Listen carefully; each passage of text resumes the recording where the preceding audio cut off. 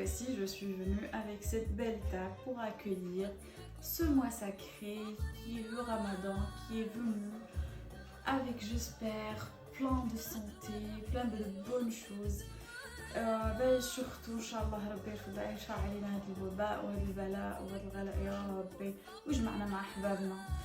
Et pour cette fois-ci, on va faire ensemble la recette du selou. Alors c'est une recette traditionnelle d'origine marocaine, mais que ma maman, sachant que je suis algérienne, me faisait souvent cette recette, me faisait tout le monde bien sûr, pas qu'à moi, cette recette délicieuse. Du coup, à chaque fois que je la mange, j'ai l'impression que ma petite maman est à côté de moi. Pourtant, il y a des distances qui nous séparent, surtout avec cette pandémie. Franchement, et bien pour cela, j'ai préparé ces petites merveilles afin de mettre un petit peu d'ambiance, surtout à l'occasion de ce beau mois, de ce mois sacré qui est le Ramadan. Bon, cette vidéo, je vais la consacrer que pour ce lot. Vous voyez ici, il y a plusieurs choses. Mais je vais mettre une autre vidéo pour les petites samsas qui sont juste là, qui sont à l'orange, que j'ai déjà présenté sur le tagine que j'ai déjà préparé à l'avance. Mais cette recette, comme je viens de le dire, je vais la consacrer que pour la recette de ce lot à la façon de ma maman chérie.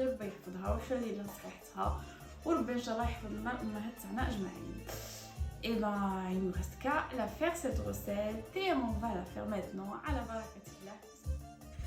Et pour cela il nous faut 1 kg de farine blanche, 250 g de farine complète, 1 kg d'amandes, 1 kg de grains de sésame, 250 g de sucre glace, 250 g de beurre, un varraté d'huile, un petit peu de noix de muscade râpée, une cuillère à soupe de fenouil, une cuillère à soupe d'anis, une cuillère à soupe de sel, 2 cuillères à soupe de cannelle et un petit peu de muscat ou de la gomme arabique. Alors maintenant, je vais vous expliquer chaque ingrédient, comment je l'ai préparé. Là, on a le mélange des deux farines, la farine blanche et la farine complète, qu'on a torréfié sur un feu qui est doux. Il faut torréfier et mélanger tout au long de cette torréfaction, sinon ça risque de brûler et ça va donner un goût amer et c'est pas du tout ce qu'on cherche en fait. Alors il faut torréfier tout doucement, ça prend du temps, il faut de la patience, il faut avoir cette belle couleur qui est légèrement dorée, boisée comme vous le voyez.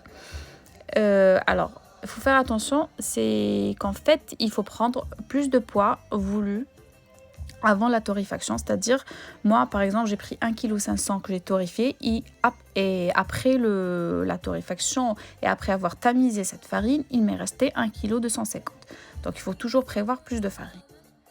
Et maintenant on a le kilo d'amandes que j'ai divisé en deux. Alors 500 g avec peau et 500 g sans peau. J'ai frit les deux types d'amandes dans une huile qui est froide sur un feu qui est doux. Alors ici aussi ça prend du temps, il faut faire attention pour avoir une belle coloration qui est homogène et que les amandes ne brûlent pas. Il faut qu'elles aillent cette belle couleur. Alors vous voyez que dans le bol où il y a les amandes avec peau, il y a quelques pièces sans peau. C'est juste pour nous aider lors de la friture, lorsqu'on frit les amandes pour vérifier tout simplement la cuisson de celle-ci. Ça va nous aider parce qu'avec la peau, on n'a pas ce repère de couleur qu'avec l'autre. Et maintenant, je vais vous parler des grains de sésame que j'ai aussi torréfiés sur une poêle à feu doux. Alors ici, il faut faire aussi très attention parce qu'il faut les torréfier mais légèrement, sinon ça risque très vite de donner ce goût amer et franchement, je déteste ça. Donc il faut vraiment faire attention et j'ai divisé après en deux parties, 750 g que je vais mixer et 250 g que je vais laisser comme ça. Maintenant, on a le sucre glace qu'on va tamiser tout simplement, ça c'est simple. Et après le beurre, alors le beurre je l'ai mis dans une casserole sur un feu et je l'ai laissé fondre jusqu'à limite de devenir un beurre noisette. Mais vous voyez très bien que c'est pas du tout un beurre noisette, c'est juste pour le clarifier, c'est-à-dire on va éliminer tout le lait et les liquides qui sont dedans. Et là, c'est l'huile où j'ai frit dedans les amandes. Donc je récupère un verre pour après me servir avec cette huile. Et maintenant, je vais vous parler un petit peu des épices que j'ai utilisées. Alors, j'ai acheté des grains que j'ai mixés. Alors là, c'est la fenouil ou nafa en arabe que j'ai mixé et passé au tamis, tout simplement. C'est ce qui est vert, ça, c'est la fenouil. Après, on a l'anis. Je vais vous montrer aussi comment c'est en grains. C'est ça l'anis. Alors aussi la même chose, je l'ai mixé dans un robot à épices, un mixeur à épices et je l'ai tamisé. Après la cannelle, ça on connaît tous la cannelle, j'ai utilisé 2 cuillères à soupe. Et la noix de muscade que j'ai râpée, c'est celle-là, tout simplement. J'ai râpé juste un petit peu, hein, pas beaucoup. Alors j'ai mis aussi du sel et la gomme arabique. Alors j'en avais plus, la gomme arabique, j'en ai acheté de chez Amazon celle-ci. Et voilà, elle se présente comme ceci, elle est déjà mixée. Donc j'ai pris, je dirais, une cuillère à café, une toute petite cuillère à café, pas beaucoup. C'est juste pour un petit peu de goût et surtout pour la conservation de notre slow. Maintenant, on va commencer à mixer nos amandes. Alors les amandes sans peau, on va les mixer juste comme ça. On va les lisser un petit peu en poudre, je dirais grossièrement, pas vraiment en poudre fine. Voilà, vous voyez très bien. Voilà, elle est mixée grossièrement. Maintenant, on passe aux amandes avec peau. Et là, on va les mixer jusqu'à avoir une pâte d'amande. Alors, on mixe dans un robot comme ça. Là, j'ai un KitchenAid, oui. Alors, il y en a plusieurs marques. Mais le plus important, c'est qu'il faut les mixer jusqu'à avoir une pâte comme ça, une pâte d'amande. Comme ceci, on va la réserver.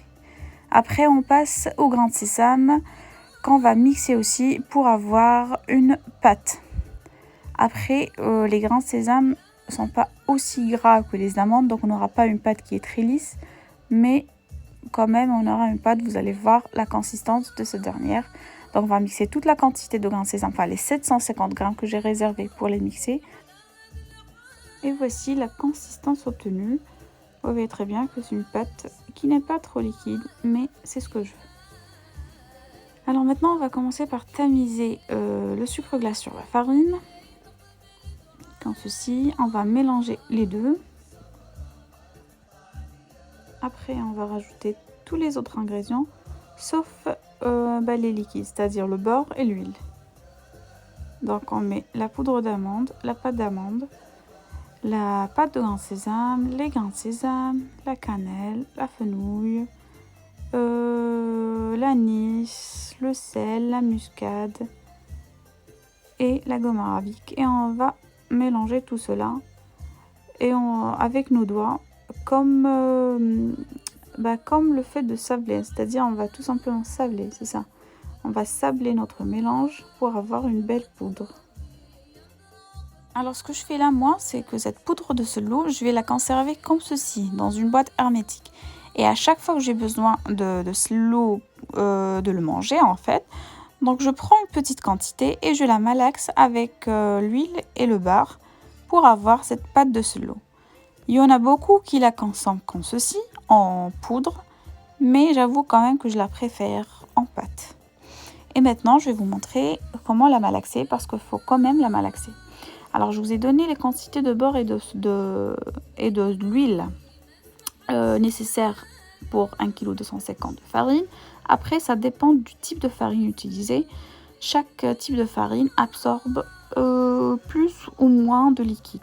Donc, il faut voir, il faut malaxer, il faut rajouter petit à petit pour ne pas la rendre trop liquide. Mais il faut qu'elle devienne quand même une pâte qui est malléable. Et on malaxe comme ceci. Il faut bien malaxer, il ne faut pas avoir peur. Ça se mérite en fait de manger ce bon slow fait maison. Et en plus, ça nous permet de brûler un petit peu de calories avant de le consommer parce que franchement, il reste très riche. Après, c'est une bonne chose pour le mois de Ramadan. Ça nous donne beaucoup de force pour tenir toute la journée. Et on continue de malaxer jusqu'à avoir une pâte qui est bien malléable, une pâte brillante, lisse. Et là, ça m'a l'air plutôt pas mal du tout. Donc je vais m'arrêter, reprendre un petit peu mon souffle.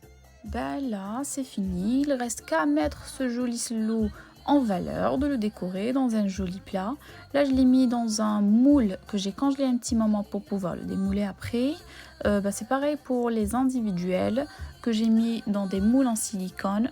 J'ai congelé un petit moment et je les ai démoulés. Après, je les ai décorés avec des fruits secs.